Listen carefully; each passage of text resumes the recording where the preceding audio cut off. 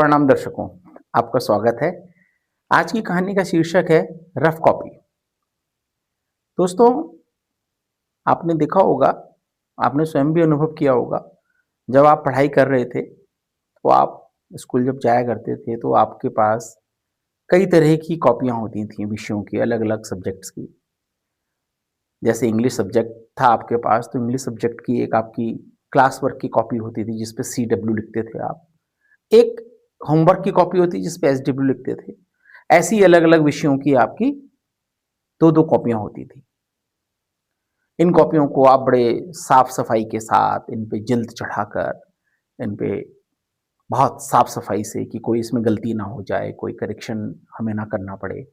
कभी कुछ गलत हो जाता था तो आप उसको बहुत ही ढंग से मिटा के और बहुत चिंतित होके कि भैया ये तो कुछ गलत हो गया है, इसको कैसे करेंगे, टीचर पिटाई करेंगे, गंदा लगेगा, बहुत आप उसका ध्यान रखते हैं।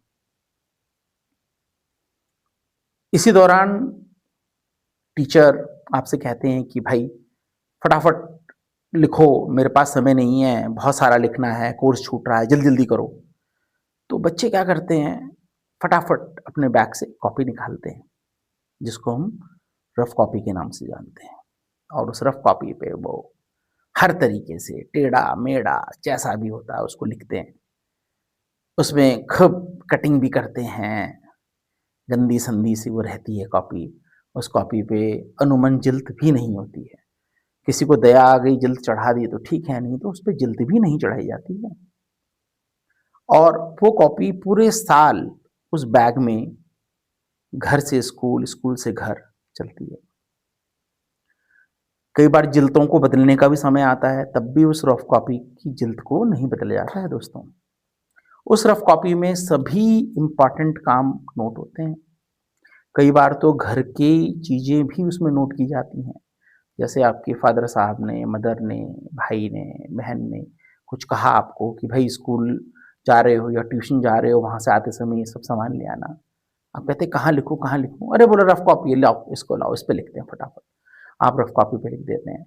कोई आपसे कहता है थोड़ा-सा यार एक पेज दे दो, तो आप रफ कॉपी में से फटाक से फाड़ते हैं। आप ये भी नहीं देखते कि ये कॉपी है भाई, अरे रफ कॉपी फाड़ दो इसमें से। भई इंग्लिश वाली कॉपी, इंग्लिश की कॉपी है उसमें से नहीं दूँगा मैं। मैथ की, नहीं, नहीं उसमें से नहीं, मैडम मारेगी, सर मारेंगे। आप किसी भी कॉपी में से एक पेज क्या एक टुकड़ा देने के लिए तैयार नहीं होते हैं, लेकिन उस रफ कॉपी पे आप इतना अत्याचार करते हैं, इतना जुल्म करते हैं, बस उसे पकड़ते हैं, फाड़ देते हैं उसको।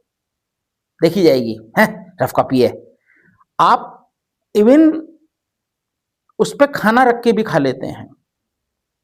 आपको लगता है सीट गंदी हो जाएगी तो आप रखिए उसके ऊपर, टिफ़िन रखा, उसके ऊपर खाना खा लिया।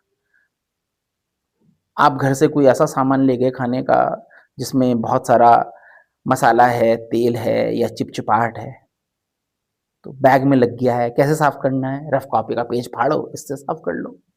बेंच गंदी है, क्या करें यार, कैसे साफ करें? अरे रफ कॉपी है, पेज फाड़ो, साफ कर दो।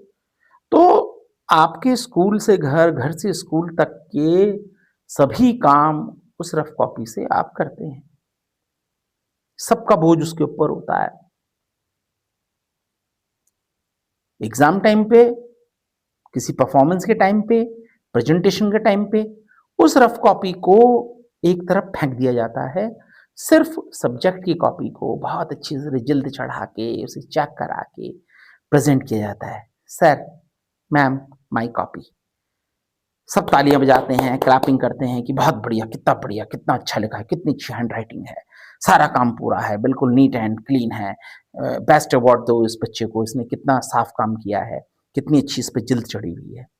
वो रफ कॉपी साइड में पड़ी हुई रहती है। उस रफ कॉपी को कोई देखने को तैयार नहीं होता। इवन वो व्यक्ति स्वयं, वो बच्चा स्वयं जो उस रफ कॉपी के बदौलत आज नए-नए बड़े-बड़े पुरस्कार ले रहा होता है, हर तरफ उसकी तालियाँ वाह-वाही हो रही होती है। उस व्यक्ति, उस बच्चे को भी उस कॉपी के बारे में याद नहीं होता है। दोस्तों, ये जो रफ कॉपी होती है, ये रफ कॉपी पहले दिन से ही रफ होती है और पहले दिन से लेकर आखिरी समय तक इसको रफ के नाम से ही जाना जाता है। तो दोस्तों, ये कहानी जो आपको मैंने कॉपी की सुनाई है, ये कॉपी आप हैं। जी, बिल्कुल आपने सही सुना। ये कॉपी आप हैं। आपने जीवन में डिसाइड करना है कि आप रफ कॉपी बने या आप कोर्स की कॉपी बने, आप क्लास डब्ल्यू की कॉपी बने या आप होमवर्क वाली कॉपी बने।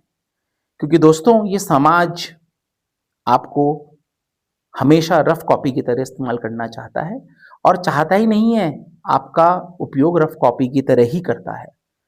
आपको ये बात कभी समझ में नहीं आती है कि आप एक रफ कॉपी हैं। आप अपना सब कुछ निछावर करते हैं समाज को कि ठीक है, यहाँ पे इसको ये ज़रूरत है, ले कोई बात नहीं, ले ले।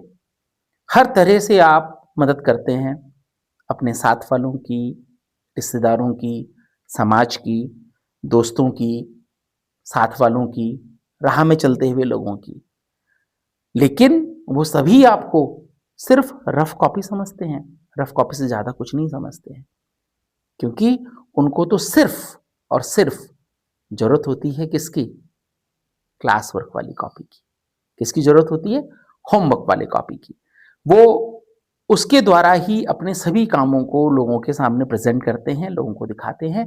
कभी भी आपका नाम, आपने उनके लिए क्या किया है, आपके जीवन में क्या-क्या चीज़ें उनके द्वारा की गई हैं, वो कहीं पे भी मेंशन नहीं होती हैं और उसका कोई भी सरोकार नहीं होता है।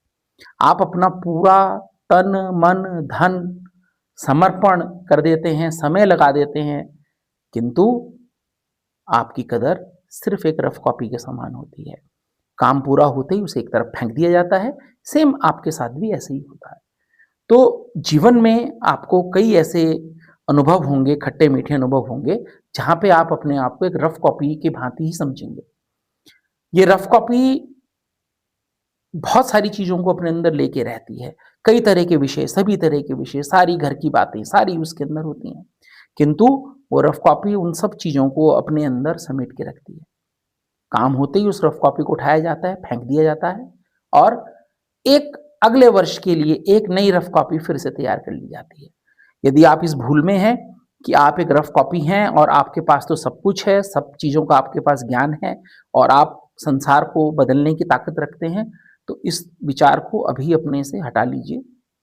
आप रफ़ कॉपी थे, आप रफ़ कॉपी हैं, आप रफ़ कॉपी रहेंगे। यदि आपको अपनी कदर करानी है, अपनी इम्पोर्टेंस को रखना है, यदि आप चाहते हैं कि आप भी पूछे जाएँ, आपकी भी एक इज़्ज़त हो, आपकी भी एक मुकाम हो, तो आपको अपने को रफ़ कॉपी से बदलना पड़ेगा। तो दोस्तों इतनी सी थी कहानी। उम्मीद करता हूँ ये कहानी आपको अच्छी लगी होगी।